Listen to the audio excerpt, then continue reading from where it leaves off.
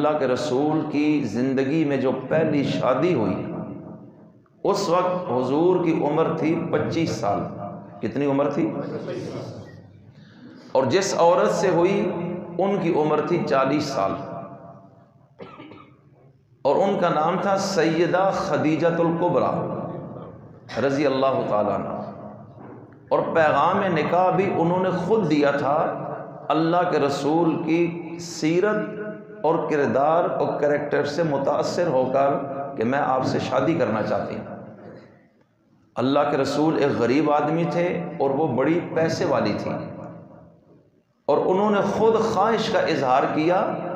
اور اللہ کے رسول نے اس پیغام نکاح کو قبول کیا، اور تقریباً 25 سال کے قریب 24 سال اور کچھ مہینے اللہ کے رسول کے نکاح میں رہنے کے بعد ان کا انتقال ہوا۔ حضور علیہ السلام کی عمر 50 سال میں تھی تو حضرت خدیجہ کی عمر 65 سال میں پہنچ چکی تھی کہ ہجرت سے 3 سال پہلے مکہ ہی میں ان کا انتقال ہوا۔ تو اب 25 سال سے لے کے 50 سال کی عمر تک کہ جوانی بھی گزر گئی، اور اب آپ 50 سال کی عمر میں داخل ہو گئے، لیکن اتنے زمانے تک آپ نے دوسری شادی نہیں کی۔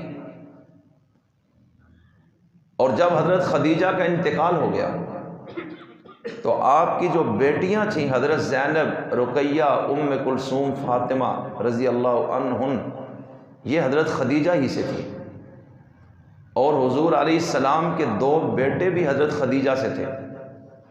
اور گھر میں کوئی اور ذمہ دار نہیں تھا جو ان بچوں کی کفالت کر سکے،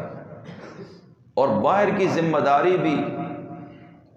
تبلیغ اور دعوت کی آپ کے سر تھی، اور پورے مکہ میں ایک طوفان تھا مخالفت کا۔ عین اس موقع پر حضرت عثمان ابن مظعون رضی اللہ عنہ حضور کے ایک صحابی ہیں، ان کی بیوی حضرت خولہ اللہ کے رسول کے پاس آئیں۔ انہوں نے کہا کہ آپ شادی کر لیں، حضرت خدیجہ کا انتقال ہو گیا تو 2 رشتے میری نظر میں ہیں، اگر آپ کسی بیوہ سے شادی کرنا چاہتے ہیں بڑی عمر کی عورت تو وہ رشتہ بھی موجود ہے، اور اگر کسی کنواری سے شادی کرنا چاہتے ہیں تو وہ رشتہ بھی موجود ہے۔ نبی کریم علیہ السلام نے پوچھا کون سے ہیں؟ انہوں نے ایک تو حضرت سودا کا نام لیا کہ وہ بڑی عمر کا رشتہ ہے، اور اگر آپ چاہیں تو شادی وہاں بھی ہو سکتی ہے، اور دوسرا آپ کے دوست اور بھائی ابو بکر کی بیٹی عائشہ ہے، اور وہ کنواری لڑکی، اگر آپ چاہیں تو وہاں بھی رشتے کی بات ہو سکتی ہے۔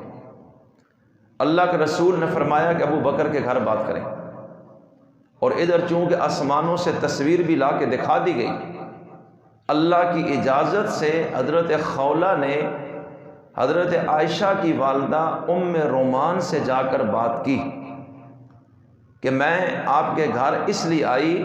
کہ رسول کائنات صلی اللہ علیہ وسلم کے لیے عائشہ کے رشتے کی بات کروں۔ انہوں نے کہا کہ ابو بکر گھر میں نہیں ہے، یہ فیصلہ تو مردوں نے کرنا ہے، جب وہ آ جائیں گے ان سے میں بات کہوں گی، اس کے بعد آپ کو بتائیں گے۔ حضرت ابو بکر صدیق جب واپس آئے اور ان سے حضرت خولہ نے گفتگو کی تو انہوں نے کہا کہ اللہ کے رسول تو میرے بھائی ہیں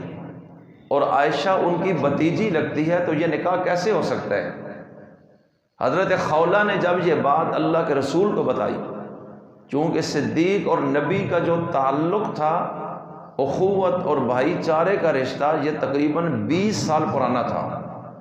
اور سارے مکہ کے لوگوں کو پتہ تھا کہ یہ بھائیوں سے بڑھ کے ہر وقت یہ اکٹھے ہوتے ہیں اور ایک دوسرے پر فدا ہیں۔ تو حضرت صدیق اکبر نے جب وہ بات پیش کی